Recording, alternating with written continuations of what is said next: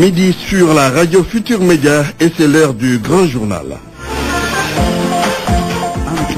Voici le sommaire. Les pharmaciens du Sénégal étaient ce matin devant les locaux du ministère de la Santé. Un sit-in pour protester contre le double meurtre de Ndioum, mais aussi pour réclamer plus de sécurité, entre autres, depuis ce matin. 8 heures donc, les officines de pharmacie sont fermées sur l'ensemble du territoire national. C'est la grève. Les professeurs contractuels de la région de Dakar n'ont pas encore perçu leur salaire du mois d'octobre. Le SAEMS-QSEM interpelle le gouvernement sur cette question et sur le non-redéploiement de certains enseignants. Et puis Barthélémy Diaz va-t-il perdre son immunité parlementaire le temps d'un procès? La réponse cet après-midi, et c'est la plénière de l'Assemblée nationale qui décidera. Dans cette affaire Ndiaga Diouf, l'on s'interroge sur l'attitude que les députés du PDS vont adopter. Et sachez que la parlementaire libérale Waré Sarr va s'abstenir de voter. C'est une affaire purement politique, dit-elle.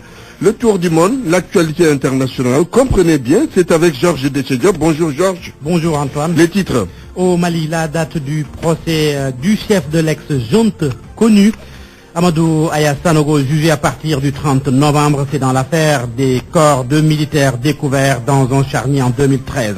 En Côte d'Ivoire, le nouveau report du procès de Simone Gbagbo. L'audience reprend le 16 novembre. Donald candidat, président Trump, le successeur de Barack Obama, semble faire marche arrière sur certaines de ses promesses de campagne. Les titres sport, c'est avec Malal Junior Diagne. Bonjour Malal. Bonjour Antoine. Football, les Lions du Sénégal sur la pelouse du stade de Polokwane dans 1 heure. L'équipe nationale du Sénégal va s'entraîner sur la pelouse où aura lieu le match demain contre l'Afrique du Sud.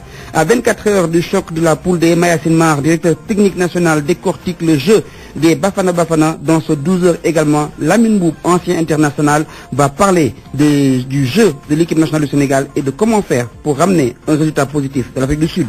La chronique du vendredi, Mahmoudou Ibra Kane, pénurie de sucre et de riz. Ces derniers temps, point de vue vers 12h30.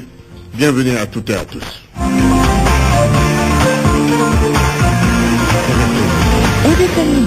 Antoine Diouf. Mesdames, Messieurs, bonjour. Les pharmaciens du Sénégal ont tenu un sit-in ce matin devant les locaux du ministère de la Santé. Une manifestation qui intervient après le double meurtre de 2 employés d'une officine de pharmacie à Ndioum.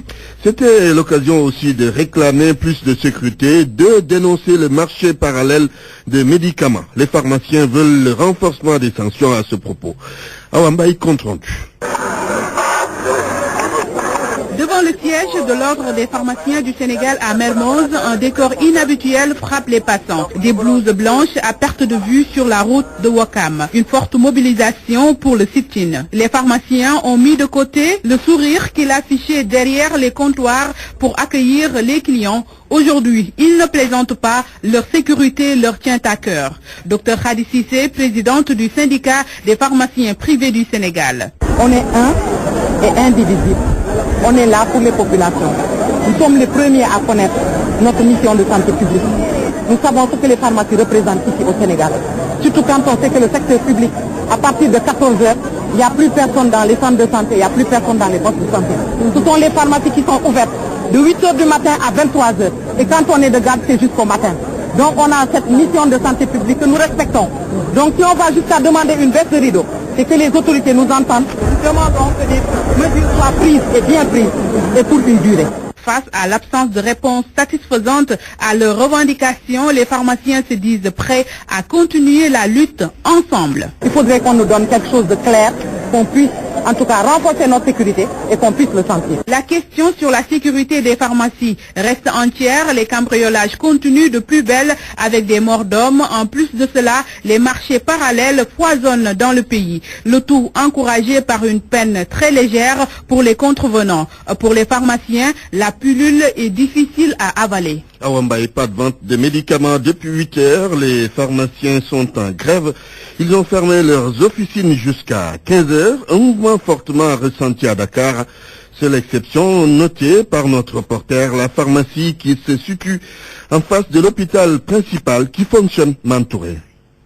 Des pharmacies hermétiquement fermées jusqu'à inscrire une note sur la devanture. Fermeture ce vendredi 11 novembre, 8h à 15h, à la mémoire de nos confrères froidement assassinés dans l'exercice de leur fonction à Ndioum. Que le bon Dieu les accueille dans son paradis. Ces officines ont décidé de marquer le coup, mais vraiment. C'est tout à fait normal.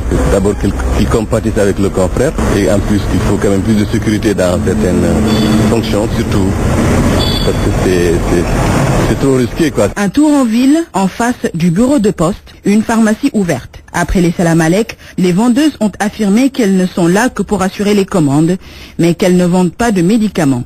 D'ailleurs, le pharmacien est avec ses camarades en sit-in. Après quelques minutes de voiture, une autre pharmacie, celle-là en face de l'hôpital principal. Ça marche et ça sauve des malades.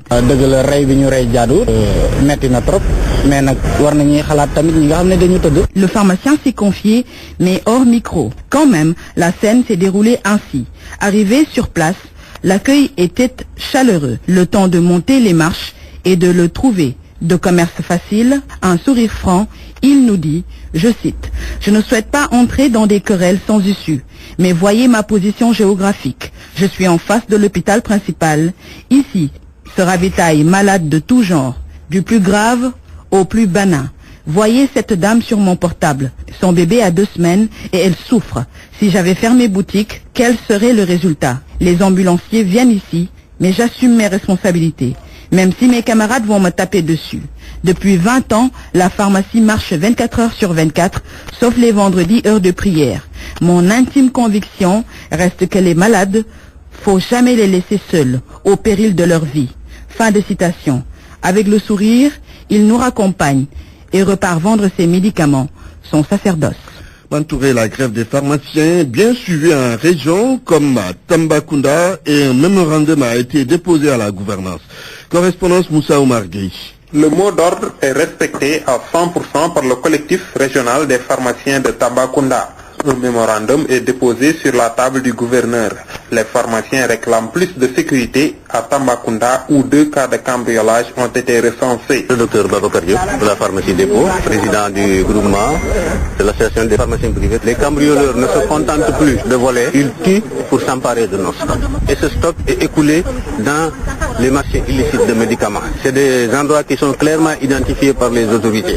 Parce que tous les cambriolages pratiquement se font là. Aujourd'hui de 8h à 15h pour le vendredi. Mais nous avons aussi décidé de ne plus assurer de garde de nuit sur les 3 pharmacies de garde dans la commune. Ils nous envoient des GMI, par exemple, qui sécurisent les pharmacies de garde. Ça va nous rassurer, ça va rassurer les populations. Quant à la gestion des urgences, autorités administratives et gérants des officines privées de vente de médicaments se sont accordés sur un point précis. S'il y a des urgences, nous avons trouvé un compromis interne. Nous avons demandé aux médecins de garde qui connaissent nos numéros de téléphone d'appeler, mais on dit bien le médecin.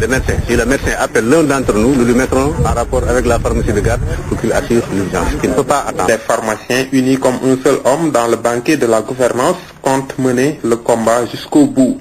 Moussa Oumar Gueye, Tambacounda, RFM. Ziguinchor et Sédhiou sont dans le mouvement. Aucune pharmacie ne fonctionne dans ces 2 régions.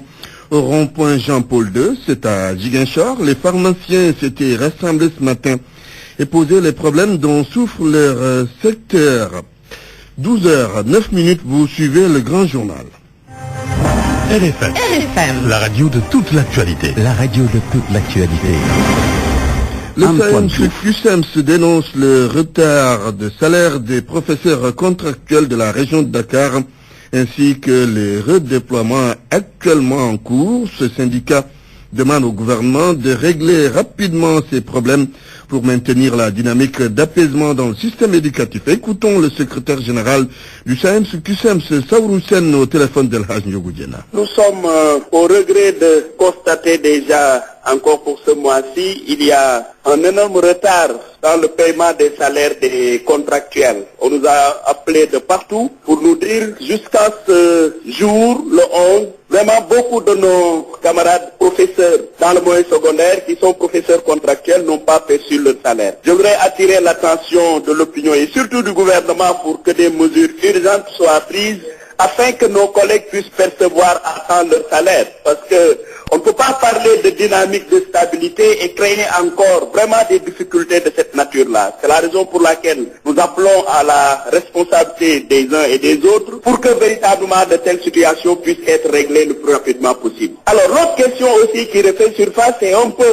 ces questions de redéploiement dans le système. Je crois que on peut constater des redéploiements, mais à un niveau on peut minimiser. Mais s'il se trouve que maintenant c'est un autre mouvement national qui prend l'élan dans le système, moi je crois que ça ne peut pas aider à stabiliser. C'est la raison pour laquelle, encore une fois de plus, nous invitons le ministère de l'Éducation à prendre les mesures les meilleures pour que cette situation-là, en tout cas, soit réglée le plus rapidement possible. En tout cas, pour ce qui concerne surtout les salaires, nous n'accepterons pas que certains perçoivent leur salaire et que d'autres faillent attendre encore des jours et des jours pour pouvoir vraiment rentrer dans leur dû. Au moment où nous vous parlons, il n'y a pas assez d'enseignants dans beaucoup d'établissements scolaires moyens et secondaires du Sénégal. Et quelle solution pour régler ce problème? Question posée à des spécialistes de l'éducation. Ils préconisent un recrutement massif, mais de qualité, et puis un redéploiement équitable des effectifs d'enseignants. Sokhna Natambaya.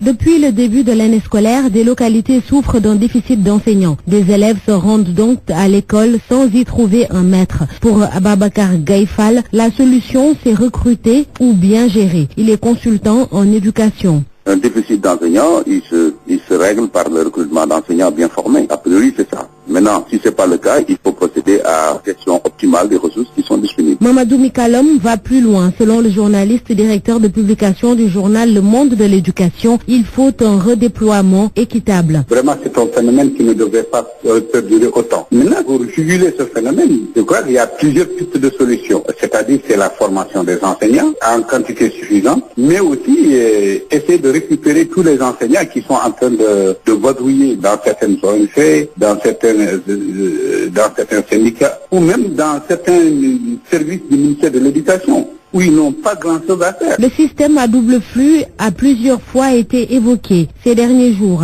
Une stratégie de gestion de déficit, soit d'infrastructures ou d'enseignants. Ce système a montré ses limites et a des conséquences. Ababakar Gaïfal. La première conséquence, c'est la surcharge du maître. C'est par conséquent un baisse de rendement. Autre conséquence, il y a l'utilisation des infrastructures. L'autre chose que je crains dans le cadre d'un retour au double flux, le contexte n'est pas favorable. Le système est déjà éprouvé par des grèves. Et ce n'est pas équitable d'avoir des enfants dans des zones déjà déshéritées qui ont des difficultés et de leur donner en plus le pis-aller du double flux. C'est donc la question de l'équité d'accès à l'éducation de qualité pour tous les enfants qui se pose. Pour ces acteurs du secteur, c'est sur cela que l'État devrait se concentrer.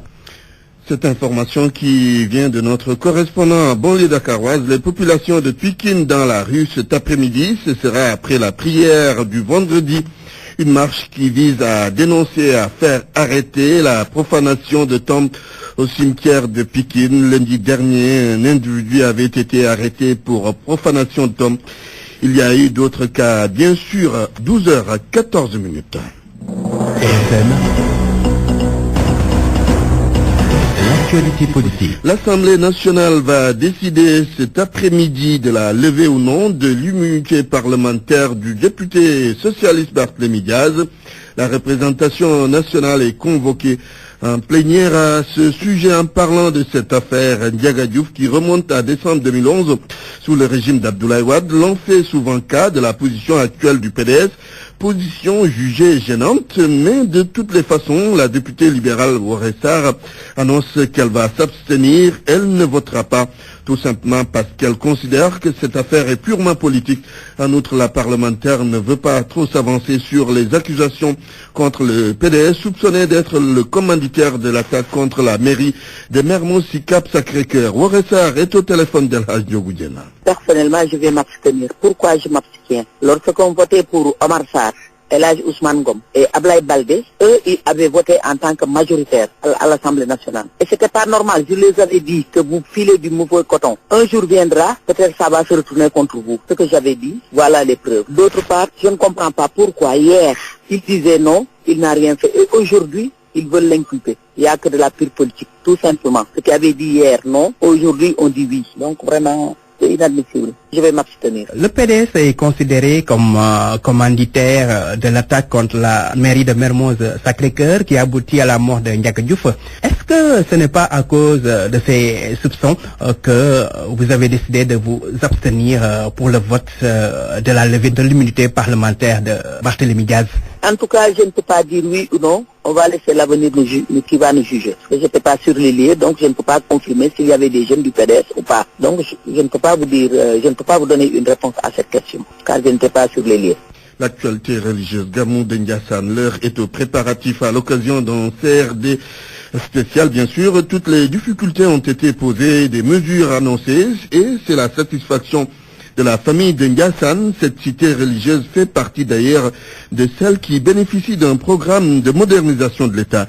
Cheikh Anta Diop. Le comité d'organisation du Gamou de Ndiassane, le gouverneur de la région de Thiès, le préfet de Tivaouane et les chefs de service ont bouclé une réunion fructueuse préparant l'organisation matérielle du Gamou de Ndiassane. Ahmed Bachir Kounta, le coordonnateur du Gamou de Ndiassane, se dit très satisfait. Ils se sont tous investis et même personnellement pour satisfaire nos besoins en matière d'organisation matérielle. Au nom de son éminence, le calife général El Hadji Mambou Mamadou Kounta, d'exprimer notre profonde gratitude à l'endroit du chef de l'État, le président Macky Sall, et de remercier cordialement Monsieur le gouverneur Amadou Sy. Toutes les mesures prises seront respectées avant le Gamou. Amadou Sy, le gouverneur de Thiès, est quant à lui optimiste. C'était aussi un Gamou très particulier dans lequel nous avons beaucoup insisté pour ce qui concerne le domaine lié à la circulation, en particulier la route. Je pense qu'il y a beaucoup de choses qui vont être faites. Le président Madiga a insisté dans le cadre de la modernisation des villes religieuses. Nous savons aussi qu'il y a le programme pour mobile qui est en cours. Mais en attendant, pour ce qui concerne les mesures qui ont été arrêtées par rapport au Gamou de Ndiassane, nous souhaitons que ces mesures puissent être respectées. Ndiassane est une bourgade qui, pendant ce Gamou, reçoit énormément de monde. Cette année, le thème est axé sur le terrorisme et la violence qui continue de retenir en haleine la communauté internationale. De GFM, avec à leur tête le directeur général, traditionnelle visite donc qui intervient à quelques jours du Grand Magal de Touba. RFM. L'actualité internationale. Georges Déthié-Diop, bonjour. Bonjour Antoine. Des nouvelles de Amadou Aya Sanogo, le chef de l'ex-junte malienne, en prison depuis 2013. Son procès est prévu le 30 novembre prochain. Le général Amadou Sanogo va être jugé devant les assises, devant la cour d'assises.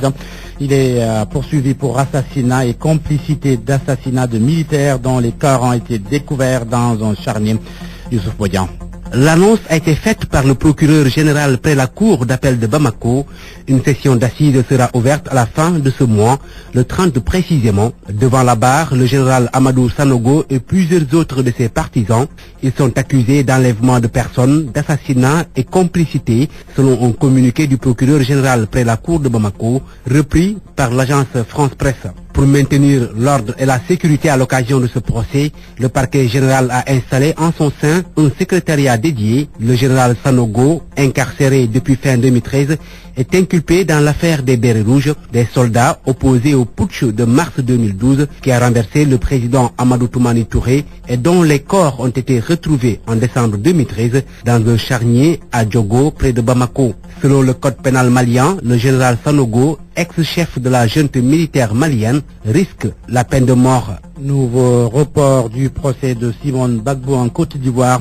Prochaine audience le 16 novembre. Décision prise hier par le président de la cour d'assises.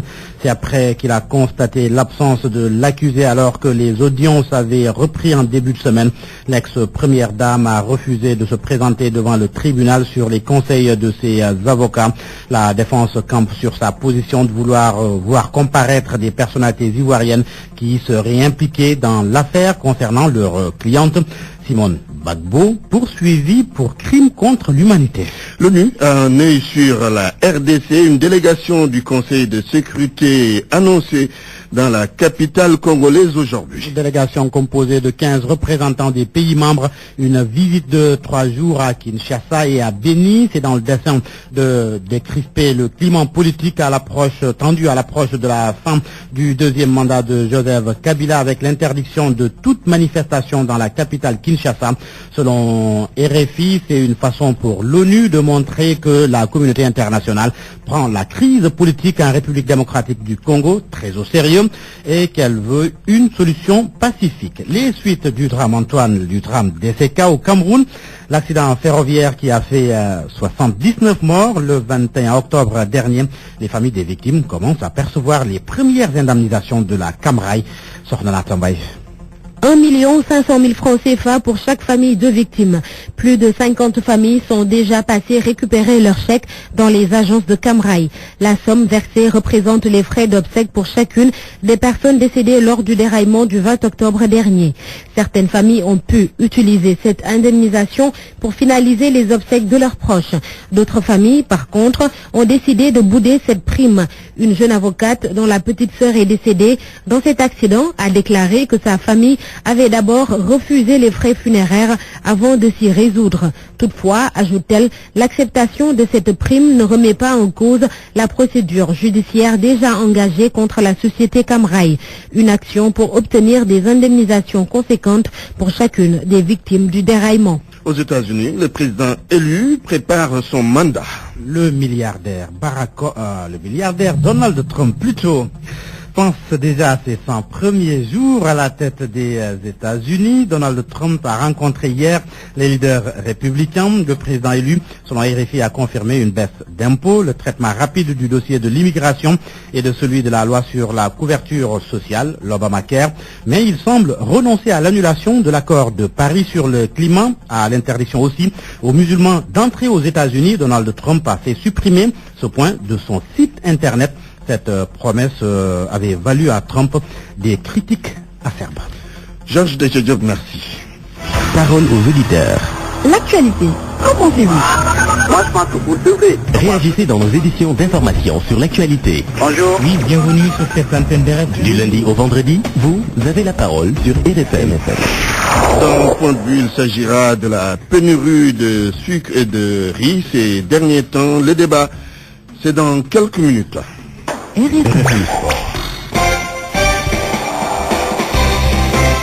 Malal Junior Diagne, bienvenue. Merci Antoine. Afrique du Sud-Sénégal, c'est du football. Les Lions du Sénégal, donc au stade de Polokwane. Oui, c'est pour s'entraîner sur la pelouse du match. Ce sera donc demain à 13h heure de Dakar, 15h heure de l'Afrique du Sud. Les Lions du Sénégal donc vont s'entraîner dans un peu moins d'une demi-heure dans ce stade de la ville de Polokwane. Comment doit-on jouer face à cette équipe de l'Afrique du Sud? Pour Lamine Boub, ancien international du Sénégal, le jeu des Lions doit être plus basé sur une bonne défense accordée à un milieu de terrain récupérateur et qui se projette très vite vers l'attaque. Lamine Boub fait partie de ceux qui pensent que le Sénégal peut bel et bien battre l'Afrique du Sud à domicile. Lamine Boub, que nous écoutons. L'équipe nationale du Sénégal devrait revenir sur les matchs qu'ils ont eu à livrer contre cette équipe africaine du Sud. Le dernier match du trophée Nelson Mandela contre l'Afrique du Sud, nous avons perdu 1-0. Et si on voit nettement la façon dont les Sud-Africains nous ont bousculés, c'est par rapport à leur vitesse, à leur jeu dans les intervalles et à la rapidité d'exécution de leurs joueurs sur leur façon de jouer, à une touche de balle avec des déviations et des appels sur les flancs, accompagnés des appels en profondeur. Donc ce qui fait que le Sénégal aurait dû revoir tous ces matchs et voir comment marquer cette équipe nationale sud-africaine afin qu'elle ne refasse pas la même chose qu'elle nous a faite. Si Aliou comble les espaces, parce que si on voit nettement, même en éliminatoire de la CAN, il y a eu des équipes qui nous ont amené des problèmes au niveau du milieu de terrain, parce qu'on avait tendance à laisser nos excentrés sur les flancs et laisser juste deux milieux de terrain, Cheikh Kouyaté et Ghana. Je pense qu'aujourd'hui, une équipe de Sud-Africaine qui est allée au Burkina faire match nul, arrivée chez elle, elle va se dire, écoutez, si on gagne, donc qu'est-ce qu'il va faire? Ils vont vouloir attaquer vite le Sénégal, essayer de marquer très vite. Donc le Sénégal, aujourd'hui, dans sa préparation tactique, devrait surtout s'entraîner à barrer le chemin à mettre quelqu'un entre les espaces pour empêcher les Sud-Africains de mettre le ballon là-dedans. Maya Simnar parle du jeu des Sud-Africains. C'est le directeur technique national qui est en Afrique du Sud avec l'équipe du Sénégal. Il analyse le jeu des adversaires des Lions demain. Il est avec Babacar Fall. Quand vous prenez l'Afrique du Sud, généralement, c'est une équipe qui joue beaucoup de l'intérieur. C'est-à-dire, donc, c'est pas une équipe qui joue sur les côtés. Naturellement, une utilisation des latéraux sur les côtés, mais le jeu est plus à l'intérieur. Parce que les intérieurs, ils viennent, les excentrés viennent vers l'intérieur et ils ont créé une densité un peu dans les 30 mètres, dans les 40 mètres de jeu. Ça, on le comprend pour toutes les équipes. Quand nous rencontrions l'Afrique du Sud en U23, c'est ce que nous avons vu effectivement. Quand vous regardez également les U20 jouer, c'est la même chose. L'équipe A également aussi, c'est pas la même chose. Donc nous comprenons un peu, en fait, leur qualité de jeu. Et nous suivons également le championnat. Je pense que nous voyons un peu les équipes comme Pirates, Sundowns, extrêmement jouer. On voit un peu quand même la qualité de joueurs. C'est-à-dire c'est des joueurs effectivement qui aiment tripoter le ballon, c'est des joueurs qui aiment jouer dans l'extase, c'est des joueurs qui ont frappé beaucoup, hein, c'est des joueurs qui aiment surprendre. Donc tout ça, c'est des choses qu'on a pris en compte. On ne peut pas tout de suite dire effectivement s'il faut attendre ou s'il faut attaquer. Je crois que, comme je vous ai dit, c'est-à-dire on est en train de mûrir des stratégies. D'abord parce que bon, il est clair que il faut analyser l'adversaire, ses points forts, ses points faibles, et en fonction maintenant peut-être développer des stratégies. Cela peut changer pendant le match, parce que pour tout ce qu'on prévoit également aussi, on n'est pas sûr effectivement que cela effectivement va se passer comme on le dit. L'Afrique du Sud peut venir et peut-être trouver une autre stratégie qui fait que forcément on est obligé donc de changer. Mais ce qui est sûr, c'est que bon, on ne peut pas attendre, mais on ne peut pas également aussi se découvrir. Donc il faudra effectivement dans le match trouver les parades qu'il faut effectivement pour pouvoir trouver la faille à tout moment. Le Gabon, Malal Junior Diagne, qui n'a plus de sélectionneur à 2 mois de la CAN 2017. C'est officiel, Georges Costa n'est plus le sélectionneur de l'équipe du Gabon. Nous allons donc nous rendre au Gabon pour en savoir plus avec Yves Antonio Ogoula. Demandé fortement par une grande partie de l'opinion, l'épée de Damoclès est finalement tombée sur sa tête. Le Portugais, Georges Costa, a été viré de son poste de sélectionneur des Panthères du Gabon. La décision a été rendue publique par le président de la Fédération gabonaise de football, Pierre-Alain Monguengui, au terme d'une audience avec la ministre des Sports, le docteur Nicolas Sélé. Il y a quelques jours, le Portugais avait été suspendu. Ensuite, le limogeage a été confirmé. En fait, l'homme était déjà en sursis en raison des mauvais résultats engrangés avec les Panthères depuis sa prise de fonction en mars 2014. Le climat délétère entretenu avec plusieurs joueurs l'a aidé à partir. Pourtant, constitué de footballeurs au talent pointu et évoluant ensemble depuis des années, Georges Costa n'a pas pu donner une âme, encore moins un fond de jeu aux 11 Gabonais, a dévoilé l'ancien capitaine de la Zingo nationale, Michel Miko. L'opinion nationale a tiré à boulet rouge sur Costa, qui n'a pas assisté à la cérémonie du tirage au sort de la CAN dernièrement à Libreville. Son rêve de conduire les Panthères à la Coupe d'Afrique des Nations à la maison est tombé dans l'eau. Ce samedi à Bamako pour les éliminatoires du mondial Russie 2018, les Panthères croisent les aigles du Mali sous la dictée du directeur technique national, le Portugais José Garrido, qui assure l'intérim. À 2 mois de la Coupe d'Afrique des Nations, le Gabon est à la recherche d'un nouvel entraîneur. Plusieurs techniciens se bousculent déjà, selon le président de la Fédération gabonaise de football, Yves Antonio Ogoula, Libreville, RFM. Au retour à Dakar pour parler de la demi-finale de la zone 7B cet après-midi au stade Demba Diop à 18h. L'ASC Arafat joue contre l'ASC Galgui. 20h, Cité Millionnaire joue contre l'équipe de Yakar. À noter également, demain samedi, la Fédération sénégalaise de sport boule qui organise son assemblée générale. La réunion aura lieu à l'INSEPS au stade Iba Mar Diop de Dakar. Et vous n'êtes pas intéressé par l'équipe nationale du Gabon comme entraîneur? Pourquoi pas? Malal Junior Diagne, merci. RFM, la chronique du jour. La chronique du jour sur la visite du roi Mohamed VI à Dakar et l'élection de Donald Trump aux États-Unis. Mahmoud Ibra Kane, on commence par les relations entre le Maroc et le Sénégal. Le roi du Maroc est venu, il a discouru sur la marche verte et il est parti, laissant derrière lui une coopération sénégalo-marocaine déséquilibrée. À qui la faute? Sûrement pas à Mohamed VI, qui ne fait que défendre les intérêts de son royaume.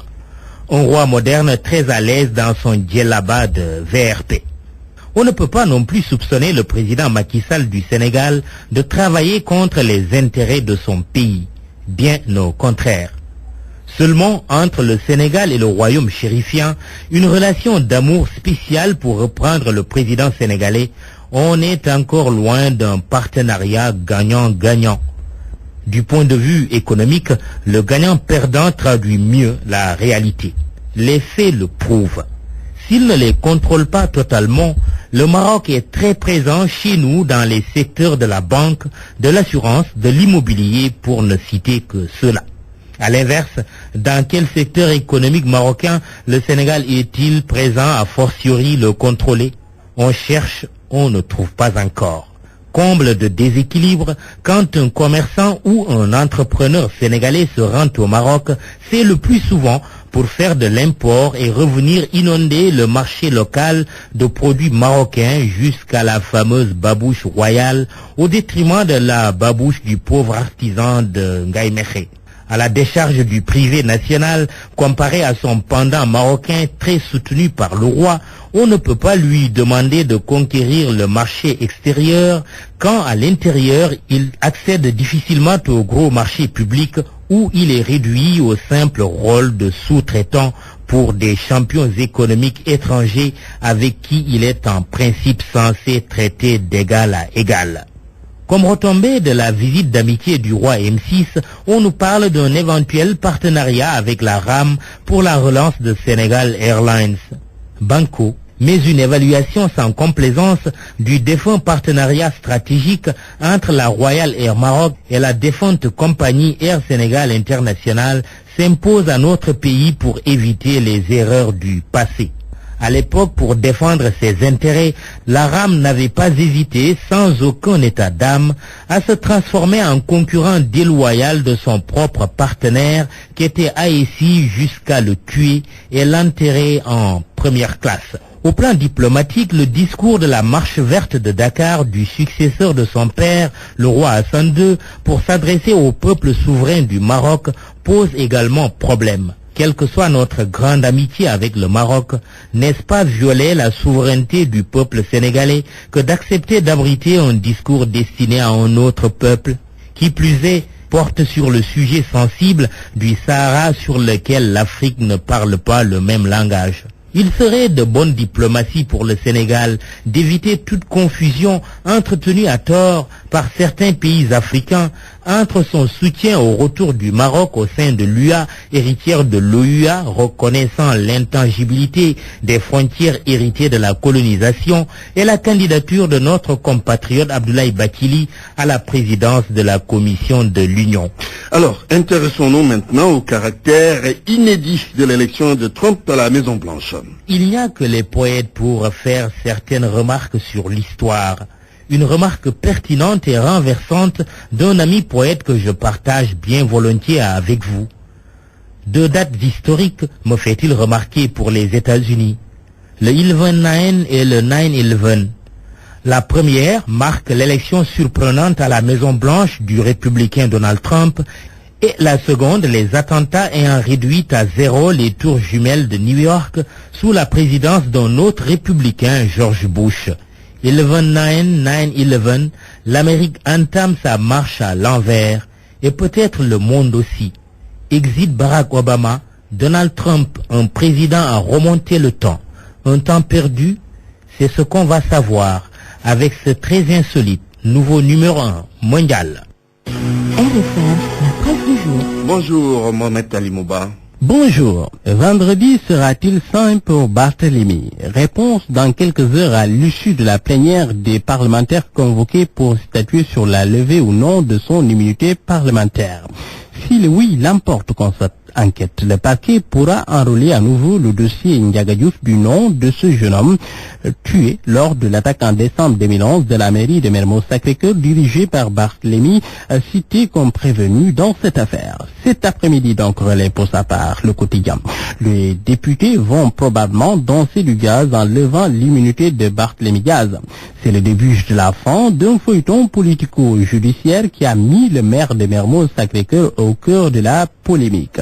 À l'entendre, notre toujours sucré-salé, il est armé pour élucider cette affaire, bien qu'il dénonce le fait qu'il ne soit pas accompagné de bourreau. En tout cas, la 12e législature est très compétente pour faire ce job et permettre à la justice de rendre justice au nom du peuple sénégalais. Selon Walfadri, plus aucun doute, pas même le méthodique n'est permis. Barthélémy Dias sera livré à la justice pieds et poings liés, le confrère écrit.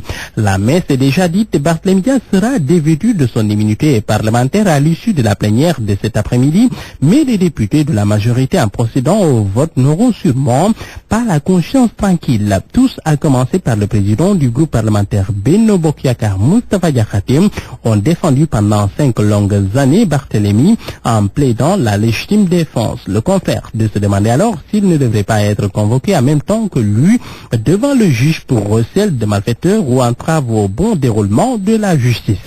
À cette plénière, note toujours Walfadri, il y en aura qui seront dans leurs petits souliers. Les députés libéraux feront face à un dilemme des plus cornéliens. Pourquoi? Eh bien, selon le confrère, c'est parce que Barthélémy est devenu, depuis quelque temps, leur allié dans les combats de rue. 2. Les commanditaires de l'attaque de la mairie de Mermoz Sacré-Cœur à l'origine de la mort de Ndiaga Diouf sont à chercher du côté des libéraux. Ils en savent un bout. Mais à lire le populaire de ce matin, Barthélémy ne se pose pas toutes ces questions. Il veut que son immunité parlementaire soit levée pour qu'il puisse donner sa part de vérité. Pourquoi mon immunité doit être levée sans débat? J'appartiens, dit-il, à une génération qui est appelée demain à diriger ce pays. J'ai un rôle majeur à jouer. Pour conclure, le maire de Mermoz Sacré-Cœur de dire « Je sortirai vainqueur de ce procès si le droit est dit ». Risque de pénurie de sucre et de riz sur le marché sénégalais. L'observateur se penche sur la question en passe de devenir un casse-tête au grand dent du pauvre consommateur Gorgorlou. Le confrère fait le point à travers les 14 régions du Sénégal. À Ziguinchor, tout d'abord, là-bas, le riz parfumé presque porté disparu. Le sucre en poudre gambien inonde le marché. À Kolda, de gros nuages planent sur la tête des consommateurs. Fatigue, le riz importé et le sucre pratiquement introuvable sur le marché.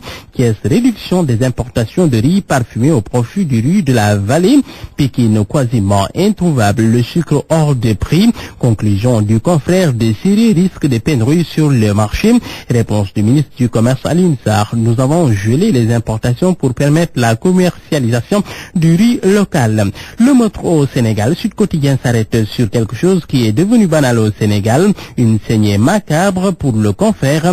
Selon maître Hassan Diomaye Ndiaye, avocat et président de la Ligue sénégalaise des droits humains, il faut s'attaquer aux causes de la criminalité. Aux yeux du sociologue Djibi Diakhaté, il faudra réconcilier l'école avec la société. Relations État-secteur privé, le patronat dans les valises de Macky Sall titrant une enquête.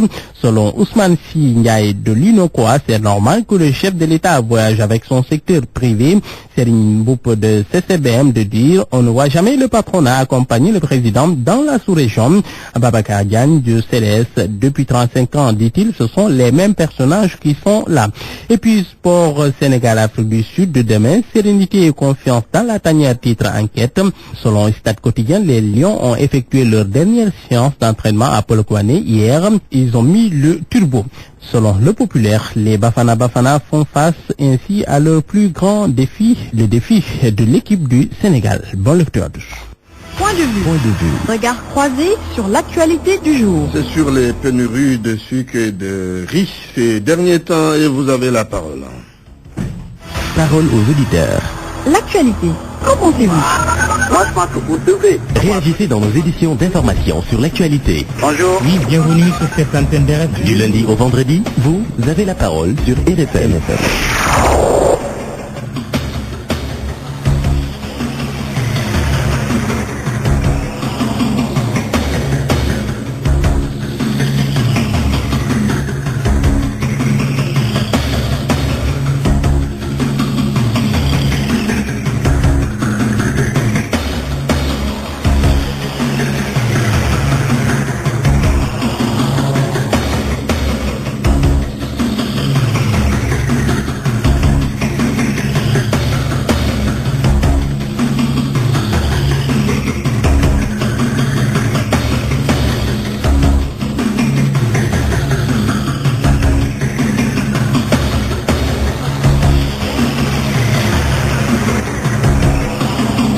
Nous avons en ligne Oumar Diallo, c'est le chef du service régional du commerce de Dakar. Monsieur Diallo, bonjour. Bonjour Antoine. Alors, on parle de pénurie de sucre et de riz sur le marché. Il faut bien préciser riz parfumé. Alors, quel est l'état actuel du marché en ce qui concerne ces deux produits? Merci Antoine. Alors, par rapport à la situation des stocks de riz, nous avons constaté effectivement que le riz brisé parfumé a disparu pratiquement des étals du marché. Depuis combien de temps maintenant? Oui, cela fait pratiquement 10 à 15 jours que un tel constat est fait. Alors, cela découle du fait que les importations de ce produit-là avaient été gelées en temps, il y a 40 jours de cela. Et c'est la conséquence directe de ce gel des importations. Et pour ce qui... Oui, allez-y. Maintenant, pour ce qui concerne le sucre, la situation est tout autre. Parce que c'est des tensions sur la distribution qui ont été à l'origine de cette baisse d'approvisionnement au niveau des consommateurs. Alors, ceci répond à un fait qu'on a constaté qu'il y a eu un déficit dans les importations qui avaient été prévues et par rapport aux quotas qui avaient été attribués à certains importateurs qui n'ont pas pu honorer leurs engagements. Ils n'ont pas pu honorer cela. Pourquoi? Problème de moyens? Oui, il y a fondamentalement un problème de moyens financiers qui se pose parce que lorsqu'ils ont voulu acheter le sucre sur le marché international, les prix auxquels ils s'attendaient ont connu une hausse variant entre 30 et 60% du prix initial. Donc sur le marché mondial, les prix du sucre ont flambé, ce qui fait qu'ils n'avaient pas la possibilité d'importer pour vendre au prix fixé. Oui. Pénurie de sucre et de riz, la situation est-elle si inquiétante qu'on le penserait? Pas du tout, parce que je vous rassure pratiquement tous les consommateurs sénégalais.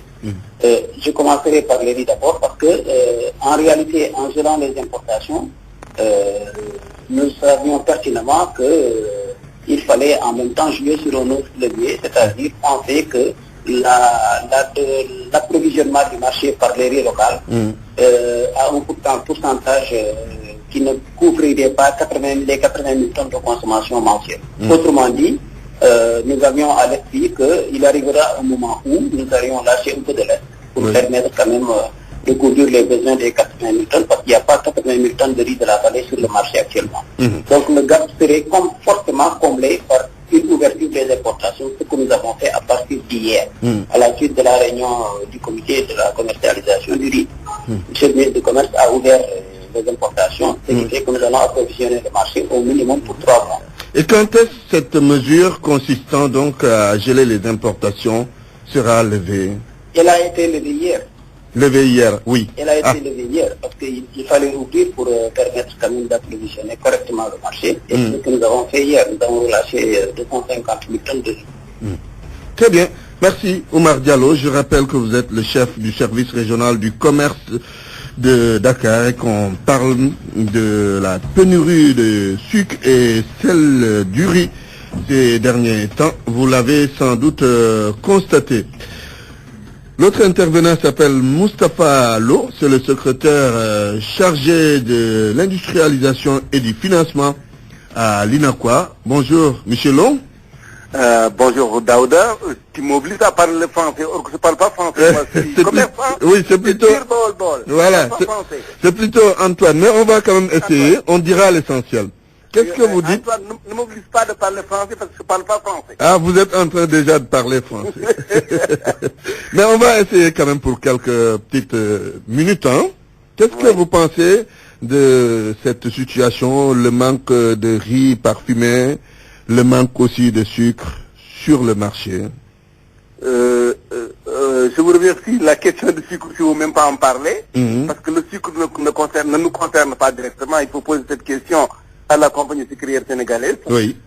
Donc, le riz, oui, je peux en parler un peu. Oui, allez-y. Le riz aussi, c'est juste à côté de l'État. Oui. Parce que c'est l'État qui avait levé un bon jour et bloqué les importations. En soit dit ça, il y a suffisamment de riz local au niveau de la vallée du fleuve Sénégal. Oui. Ce n'est pas le cas? Ce n'était pas le cas. Nous savions très bien qu'il n'y avait pas de riz suffisamment au niveau de la vallée. ce qu'on produit au niveau de la vallée ne peut même pas faire l'autoconsommation de 1 à 2 mois. Même pas, nous n'avons même pas ça. Est-ce que cela signifie que la production de la vallée a été aujourd'hui écoulée? Complètement écoulée. Ce qui reste là-bas, c'est insignifiant. Ça fait même pas 3500 tonnes. Il reste même pas 3500 tonnes et que ça a été assaisi hier. Oui. Et vous, commerçants, oui, je reviens un peu sur le sucre, hein, si vous permettez. Oui. On vous avait quand même donné un quota. Vous n'avez pas pu honorer ce quota. Pourquoi? Ce n'est pas parce que nous n'avons pas honoré. Ce n'est pas ça. Il faut toujours reposer cette question au niveau du ministère de l'économie et des finances. Donc, à l'importation, quand on protège quelqu'un, une industrie, quand on le protège par des modes de taxation, quand celui-là n'a plus de produit de la production, et il n'a plus de produit, donc il n'est plus question d'appliquer cette protection-là. Il fallait lever la protection. Nous avons contesté pour dire que, écoute, vous ne pouvez pas laisser cette protection parce qu'il n'y a pas de produit local. Quand il y a de production locale, on peut protéger sur 2 leviers. Alors, il y a le levier de blocage par le DIPA et la levier de taxation. Or, que aux compagnies sucrières, ils sont en train d'appliquer tous les deux leviers. C'est-à-dire, si on ne vous donne pas le DIPA pour importer, et ensuite, si vous importez, on vous taxe plus. Et nous avions dit non, il faut enlever cette taxe. Et nous ne sommes pas d'accord avec l'État, c'est cause pour laquelle jusqu'à maintenant nous n'avons pas importé. Très bien. Mais vous savez pertinemment que nous, à notre côté, si on donne l'ensemble du sucre, on peut l'importer dans 2-3 jours. Oui. Maintenant, pour reparler du riz, la mesure consistant à geler les importations a été levée. Vous allez importer combien de tonnes? Non, il y a tout justement des stocks. On a plus que 250 000 tonnes de stocks qui dorment dans nos magasins. C'est ce qu'ils sont faits. Lorsqu'ils nous sont bloqués pendant 40 jours. Tout ce stock-là est là. Et nous sommes en train de payer les frais au niveau de le frais de stockage, les frais financiers. Et nos entreprises, pendant 40 jours, on ne travaille même pas. Au niveau du port. Nos salaires. Oui. Ça, c'est des préjudices énormes. Mais nous sommes des Sénégalais et nous sommes appelés à collaborer avec les Sénégalais d'abord, ensuite avec l'État. Nous disons oui pour cette fois-ci, mais la prochaine fois, ça sera autrement. Comment autrement? Qu'est-ce qui va se passer? Si ils continuent à faire comme ça, nous sommes obligés d'arriver à une rupture. Très bien. Moustapha Allo, merci. Vous voyez que vous parlez bien français. Merci beaucoup. Moustapha Allo, secrétaire chargé de l'industrialisation et du financement à l'INACOA. C'est fini pour Point de vue. La météo avant de boucler cette édition. Météo pas disponible pour aujourd'hui. Toutes nos excuses.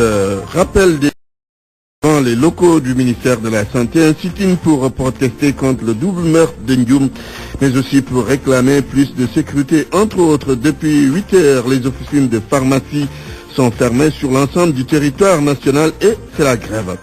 Les professeurs contractuels de la région de Dakar n'ont pas encore perçu leur salaire du mois d'octobre.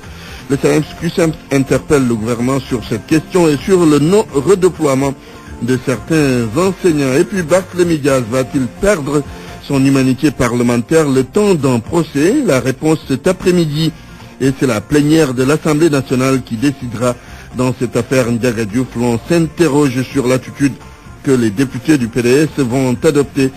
Et la parlementaire libérale Woré Sarr va s'abstenir de voter. C'est une affaire purement politique, dit-elle.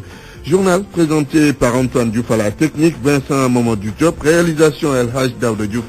À 13h, la grande édition sera présentée par Sokhna Ngom, cette fois-ci en Wolof. Tout de suite, Jalgati Hibar. Excellent après-midi à toutes et à tous.